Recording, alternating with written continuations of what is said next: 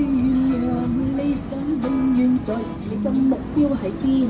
問過一位40幾歲嘅女士，此際你可以再做你喜歡嘅嘢，你會想做乜嘢？嗰位女士諗咗好耐，答我唔到。但一位女士，佢將自己奉獻一生出嚟俾佢嘅家庭，佢哋嘅心裏邊係唔知自己最想做乜嘢。先從你嘅興趣開始，定係因為家庭已經放低咗你嘅興趣好耐啊？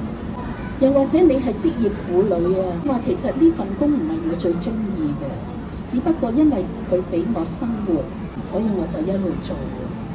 你不妨都諗下，你最中意做嘅工作係啲乜嘢啦？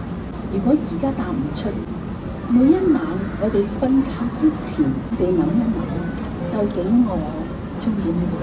我可以做到啲乜嘢？